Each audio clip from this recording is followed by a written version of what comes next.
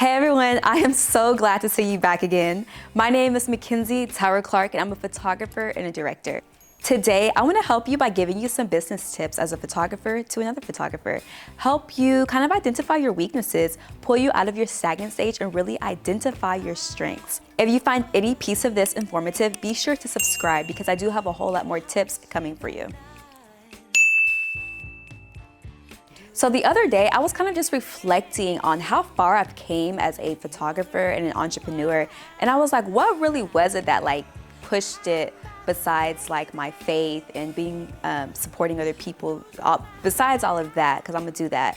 I want to know the physical tactic that I did as a photographer that helps me, and it was event photography. So I want to talk about event photography. I am no longer event photographer. The last time I photographed an event was in maybe in 2018. Yeah, it had to have been in 2018 because it was just easy to do. There is nothing wrong with event photography. However, I've just found my niche and I no longer have a love for event photography, nor do I want to partake in it. However, it was very beneficial to where I am today, and I want to talk about that. So event photography will literally help you discover your niche.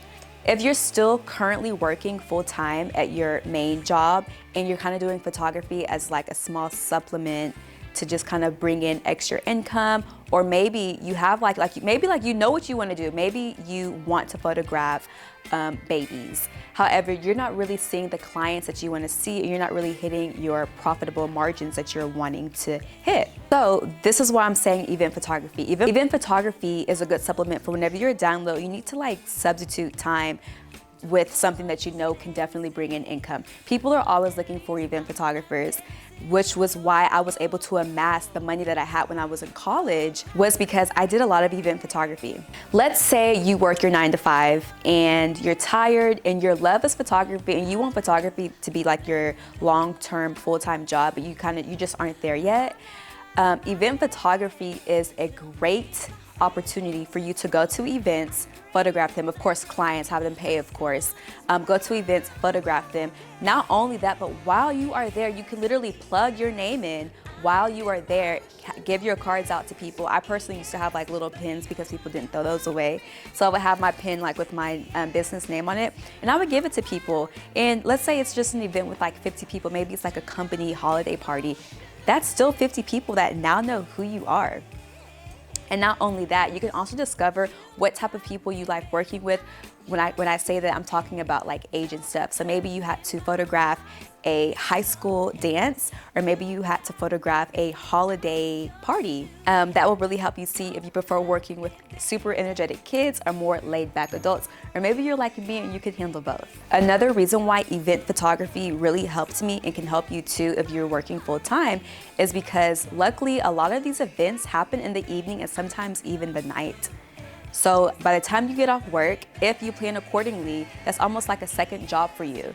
So while you are discovering what type of photography you truly love and you're not sure yet, you can still partake in event photography, because people, like I said, are always looking for event photographers, and luckily a lot of events happen in the evening when we have less things going on. Event photography also helped me really build social skills. Before I was shooting events, I was not social at all. I am not the type of person that will go up to you and say hello. It's unfortunate, but I'm just, I guess, not that bubbly. I don't know, because I'm bubbly, but it's I'm not bubbly. I don't know what it is. Y'all know how our generation is. We do not talk unless we're spoken to, which is horrible. But event photography really helps me look past that, and I was able to grow a lot of social skills. So not only that, those social skills also translated pretty well into my everyday clients that I have now.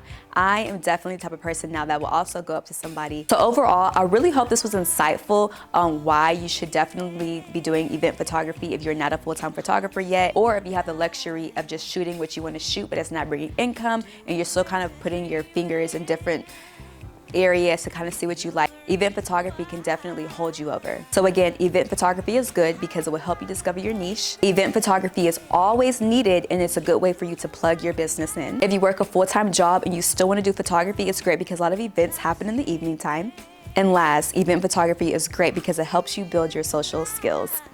I hope this was super informative and valuable. I also have resources directly on my website for photographers and other creatives just like you.